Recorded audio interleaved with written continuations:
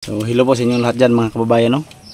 So magbala tayo ngayon ng niyog para maibenta natin pambili ng pagkain ng baboy. Kasi po mga kababayan, ubusan tayo ng pagkain ng baboy na alaga ni Papa. So buti na lang meron tayong kaunting niyog na natira. At saka medyo gulang na niyog. Sa mga pa ng lahing na nga lubi mga kababayan ba. Sa Bisaya pa. Siguro sa Tagalog yung matanda na niyog. Matandang bunga na pwedeng ibenta. So yan po mga kababayan. Yan lang po yung natin nahuli. So tinry ko kasi parang ano pa siya, parang butong. Hindi kumakalog yung loob, yung tubig sa loob, kaya tinry kong kalugin. Yan mga kababayan, no? So kasama pala yan sa ginawa namin na buko salad nung dumating yung sponsor ni Boss Speaking Bombay. Yan yung mga matandang bunga, yung mga butong yung ginawa naming buko salad. Tapos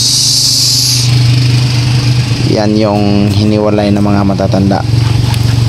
Kaya ngayon ko lang kailangang ibenta kasi po wala nang pagkain, wala nang pagkain yung alaga ni Papa. So tingnan nyo yung pagbalat natin mga kababayan, no? Medyo mahina akong magbalat kasi po hindi talaga ako marunong magbalat ng niyog. Medyo siguro makakuha lang ako ng 100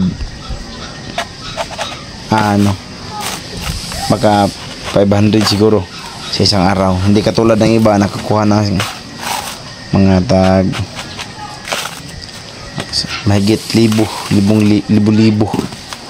yung mabalatan nila sa buong araw.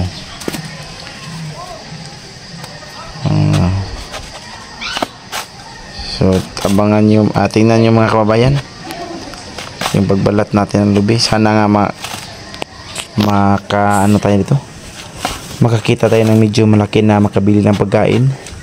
Kasi po mga kababayan, yung inalagaan ni Papa, napakamura yung bili ngayon ng mga buyer, pero yung pagkain nila napakamahal. Ang mahal yung mga feeds, tapos yung pagbinta ng mga baboy ang mura yung pili nila. Kaya dyan tayo nahirapan. So kailangan talaga tayo maghanap ng paraan na may pangbili ng pagkain. Sayang din naman yung inalagaan ni Papa na may binta lang na murang-mura, tapos napakamahal ng feeds. So kaya naisipan kong ibenta na lang yung mga niyog. At saka nga po pala mga kababayan, maraming salamat sa inyong lahat, lalo na sa mga sumuporta, sa mga subscribers namin. Maraming salamat po, lalo na sa mga paggawa naming mga good vibes na video kasama sina Leoncio Reducto, si Diosel Cervantes, at saka yung mga kasamahan pa nila sa farm, kami ni Cheng at saka ni Tao Kids. So maraming salamat sa inyong lahat, sa palagi ninyong suporta. Pagka balang araw ay makatulong din kami sa iba sa pamamagitan ng natanggap na sahod. Ulitin ko, maraming salamat po sa inyong lahat, at lalo na sa mga supporters at sa supporters ni Boss Speaking Bombay. So maraming salamat mo. Hanggang dito lang. Bye bye.